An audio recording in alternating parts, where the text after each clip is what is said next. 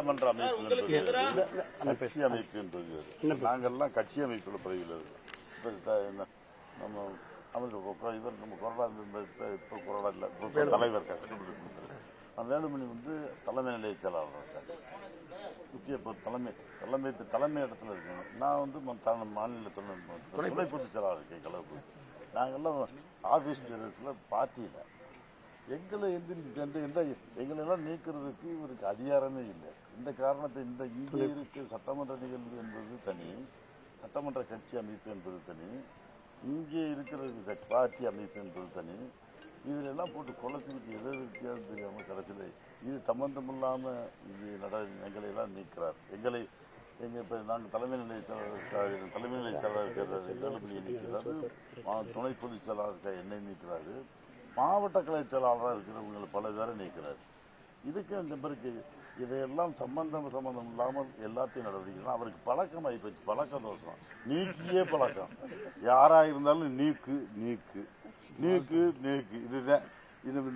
இன்னும் சொல்ல ஒரு கணக்கு பார்த்தா இவரால் நீக்கப்பட்டவர்கள் எத்தனை பேர் இன்றைக்கு சட்டமன்ற உறுப்பினராக இருக்கிறாங்கிறத ஒரு கணக்கெடுத்து பார்த்தா ஏறத்தாழ ஒரு 50-60 பேருக்கு மேல சட்டமன்ற உறுப்பினராக இருக்காங்க. நம்ம கட்சியில இல்லை, வெவ்வேறு கட்சியில் இருக்காங்கன்னா அவ்வளவு பேரும் இவருனால இவர் நீக்கினார். நம்ம பொதுச் செயலாளர் கட்சியை விட்டு நீக்கி அவர்களெல்லாம் வெளியேற்றினார். அவர்கள் சட்டமன்ற உறுப்பினராக எல்லாம் உட்கார்ந்து இருக்கிறாங்க. இப்படி இந்த மாதிரி எல்லாத்தையும் பயன்படுத்த வேண்டிய எல்லாத்தையும் வெளியேற்றிட்டாரு. கடைசியில் போற போக்கில் பார்த்தால மறந்த வாக்கில் ஒண்ணு அவரையும் நீக்கி ஒரு நாள் அறிவிப்பு அவரே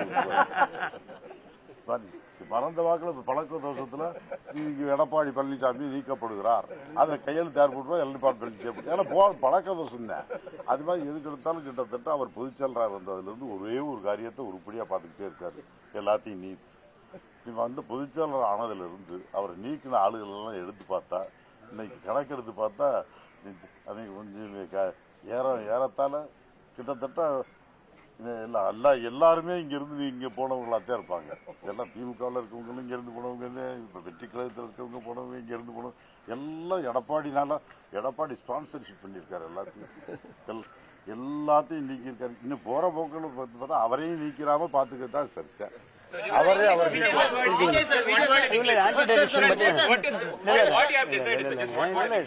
ஆன்டி டிடெக்ஷன் மட்டும்தானே நான் உங்களுக்கு சொல்றேன். What discussion? So what is that's what I given. Yes, sir. அப்படியே பேசலாம். On camera, sir. English. Sir. I'll tell you.